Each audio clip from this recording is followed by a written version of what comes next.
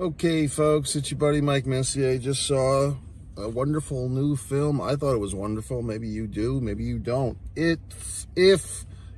Not Stephen King's It. If our buddy there, John Krasinski, straight from The Office. We all knew him. We all loved him. Actually, I didn't watch The Office until it was in the can. And I caught up, and I was actually watching his horror films, the Quiet Place movies, I believe, before The Office, in my chronological order of things. But comes out strong with this family film, kids movie, but I think everyone can go see it. Everyone would enjoy it. I don't think there's anyone that wouldn't like this movie, unless perhaps you're very cynical and so forth, and I can be. But I thought this movie was quite good, okay? And now I'm going to discuss it. So if you're thinking about seeing it, I would go see it. If you're thinking, I'll skip this one, this purple hunk of shit looks kind of weird, I would still go see it.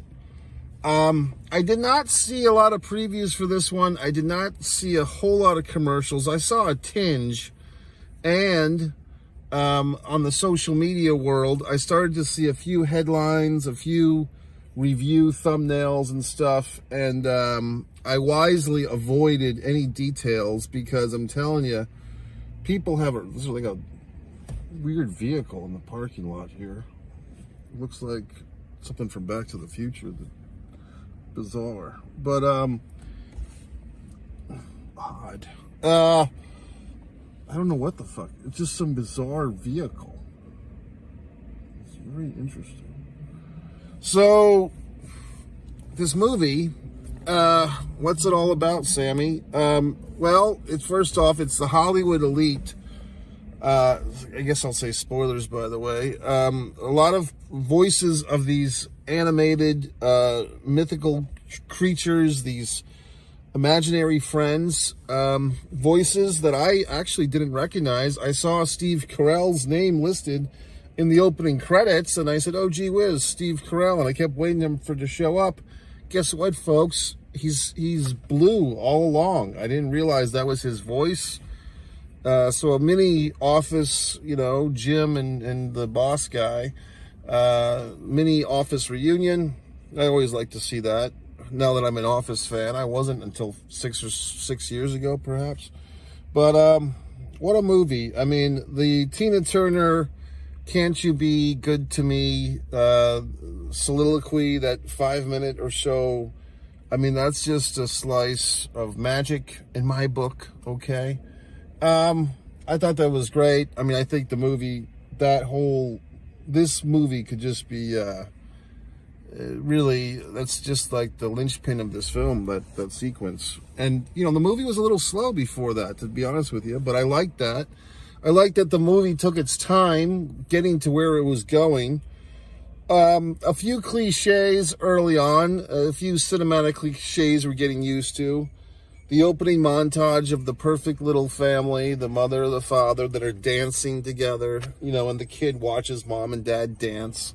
That seems to be the way with these movies. It's either like you go see some dramatic movie and the parents are dysfunctional and want to kill each other and the kid grows up in the shadows of thus, or it's some whimsical, perfect family where the parents dance together in front of the kids and then we have to kill off one of the parents like right away. So as soon as I saw that this movie started with the whimsical dancing and the montage and look how wonderful this fucking family is and how happy everyone is, I knew that someone was dying. And it turns out to be the mom. So sorry, Mom, you got to go. So then, we grow up in the shadows of depression or whatever the fuck. And now, God, we're 10 minutes into this thing. And dear old dad is about to drop himself. He's put in this hospital. Was it kind of just a vague thing, which is fine. They didn't really say what ailment he had. But he's got to get some type of surgery where there's, some type of death chance. Although he seems confident that there won't be. The little daughter, B, is confident that she might lose another parent. Oh, boy, sad. So, so we meet the nurse, who seems to always be there. I guess she works 24 hours a day. And what else? We meet good old dad, which is our writer-director friend, once again, Krasinski. Now, what I do like about Krasinski is that he does shoehorn himself into these movies, which is a good way to get himself another paycheck, because he's getting his writer paycheck, he's getting his director paycheck, and he's getting all those wonderful royalties for this movie. Smart move, John, if I can call you that. Also, good for him, you know, as a tall man. I think he's 6'5", 6'6", so he's kind of like the most successful tall actor since Tim Robbins, which is something to say. I mean, I'm pretty tall in height as well, not quite at those inordinate heights, but I'm fairly tall, so I know what it's like. So anyway, keep going. The kid actor, I thought, did a good job. I mean, I'm kind of flashing ahead, but I thought the kid actor did a good job of being surprised when she starts seeing all these creatures and all these, you know, imaginary friends and so forth. And then she kind of had her, like, you know, Hulk Hogan, Miss Elizabeth moment when she's at her daddy's hospital bed and she's holding his hand, like she's crying and she's getting her mouth all full of fucking spit and spittle and the fucking tears are dripping down her face. And you know that Krasinski and whoever the fuck was on the set that day was like, oh my God, she's so amazing. She's going to win an Oscar someday. Oh my God. Like, they were all so excited that this kid actor could cry on demand and garner all the emotions necessary. But, you know, I thought she did a good job. Like I said, it was very much Hulk Hogan, Miss Elizabeth, bedside manner. I guess this kid could have taught Hulk Hogan how to act at the bedside manner, you know, if she was alive in 1988, which I'm sure she wasn't. She was probably negative 30 at that point. But in any event, what a movie. I just, like I said, that whole Tina Turner sequence, I guess, see, here was one thing about the movie that I was trying to figure out, because we did see in John Krasinski's character, Dad's character's hospital room, there was a prop that I thought was distracting. Once again, I said this in another recent review, the high-def TV that was in his hospital room that wasn't on. So if he's got a high-def TV, then we know that his time... Now, I'm just going to provide some conjecture here in this movie, because I don't know if anyone else has been saying this, or is this a known thing, or I'm just making shit up. But basically, he's got this high-def TV, which would make you think, okay, he's in the timeline of post-2007. The kid in the other hospital room, which we never really got to the bottom of his story, he's got a broken leg, he's got a broken arm, a broken whatever the fuck. And it's like, is this kid... There are two possibilities with this kid. Either he's the victim of child abuse and he's getting his ass kicked by some asshole person who's beating this kid up and breaking all his bones, or he's got like the weak bone condition, you know, like people that there's a, I don't know what it's called, but I think there's one or two conditions like that where you have just very weak bones and you're just apt to, your bones just break. And I had a teacher in my childhood who she was walking around with like a cane sometimes, and she was always kind of in pain. And like, you know, she explained to us one day, like, hey, you asshole fucking suburban kids, stop making fun of me, because this is my problem. I have this fucked up condition. So we all felt bad. Now, what else? So, yeah, we never figured out what's up with that kid. And we never really, like, there's some unanswered questions with this movie. I hope they don't force a sequel. I think this would be a good movie where 20 years from now, they could have a sequel. Like, kind of like, okay, we have this movie If, leave it alone, let it simmer for a generation or two. And kind of like the Willy Wonka, where, like, you know, the Johnny Depp Willy Wonka, I think, fell flat, but I think the recent Willy Wonka was fine. So I think you could revisit this movie, but give it 20 years. Like, let's play this game now, because now we're seeing this whole thing with these movies are having these sequels that are 20 years in the making with Top Gun Maverick and these other movies. Why not wait a generation to have a sequel to this movie? You know what I mean? Like, can we plan that? I mean, Krasinski, he's probably 45 or so. So, I mean, he'll still be alive in 20 years. And the B kid, if she's still acting, she'll be, you know, in her 30s, I guess. So we could do a nice sequel. So the big, once again, spoiler alert, the big surprise, see, I thought we were headed somewhere else. I thought there was a moment in this movie where the kid with the broken leg and the bad arm and everything, and he couldn't see any of the imaginary friends, but he said to the little girl B at the end of that sequence, but you're still my friend. And I thought at this moment, because that kid also didn't have a TV that worked in his room, he kept referencing that his TV didn't work. And I kept thinking, is this kid like in some different time zone? Like, because it felt like at different times because the cat was watching Kurt Loder on MTV. It felt like this movie was taking place like in 1992 or 93 or 94. And they were having like nostalgia for the mid 80s with Tina Turner's album. But then Krasinski's hospital bed room threw that off because he's got the HD TV. So I was wondering, is there some type of time play in this thing? And then it got me wondering, with that little kid couldn't see the other imaginary friends, but he could see the little girl. Could he see the Ryan Reynolds character? I don't remember, to tell you the truth. But he could see B, and my thought was, is B dead? Like, is B in the realm of the dead? Did she die in some type of accident with her mother? And her father, who's like in the normal world that we're in, holding on to life, but she's kind of a conduit. She's kind of a, what do you call it? Like a transfer character. Like, she's in between worlds, the kid. So she, for whatever, like, she's kind of dead, or she's kind of in this purgatory state. So I was thinking the big reveal, because I knew that we were headed to a big reveal. I mean, this is the type of movie that's like, okay, where's the big reveal? So I thought the big reveal that was basically that B was like some type of ghost, or B was a fucking imaginary friend. Like, B is actually dead, and now her fate is to be this, the kid with the broken legs imaginary friend.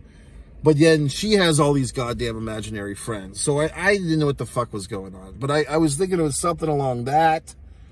Not, spoiler alert, the big fucking reveal is, oh my God, the Ryan Reynolds character, who initially was a bit creepy when he's sneaking inside a 9-year-old girl's room. Okay, that was a little creepy.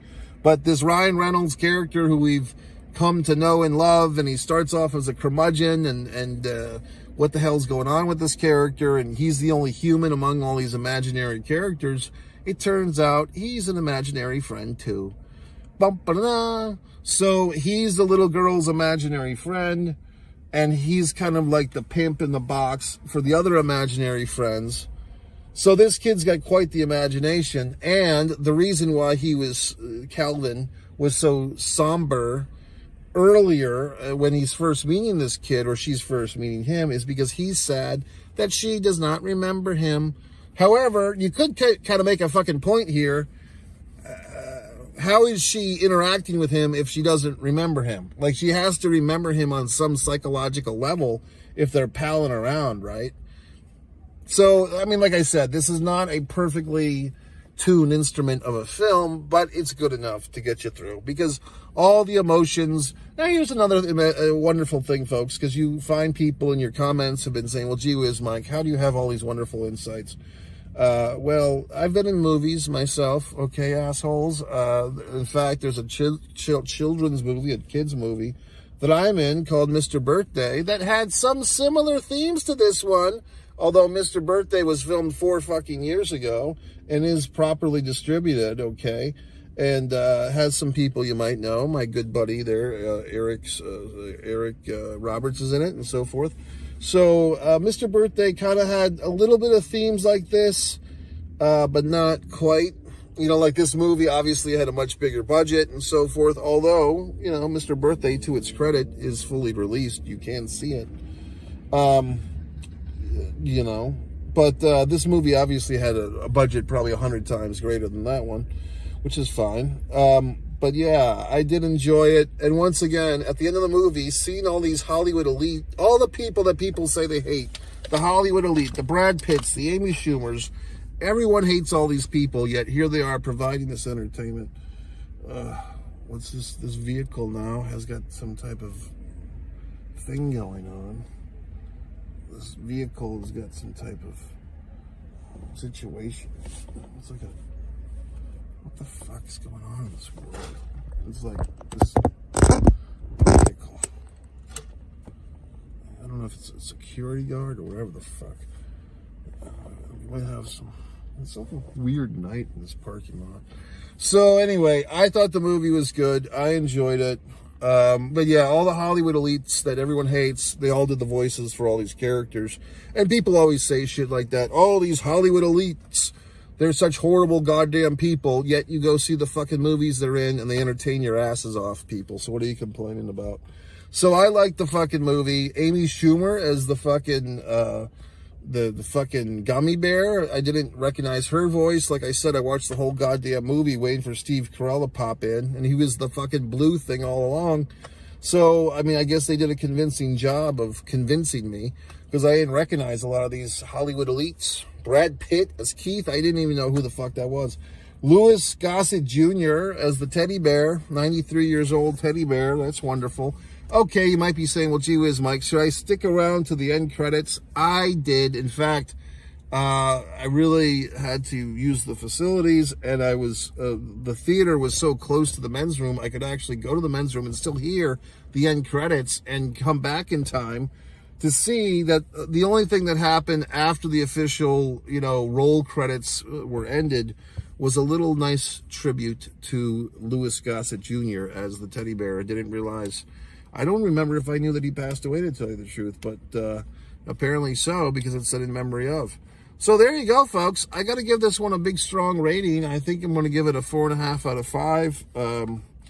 I could be cynical. I could just give it 4. I could just do whatever the fuck I want. If there was any type of feeling of, oh, this movie, maybe the music, and I just say this because it wasn't that the music was bad. It just felt like every other Pixar, Disney, family, big budget film where they have the whimsical orchestra music, the music that kind of like pushes every emotion. It just was very standard issue. I mean, no offense to the musicians. They did a wonderful job. But I just felt like it wasn't unique, okay, like the unicorn in this movie.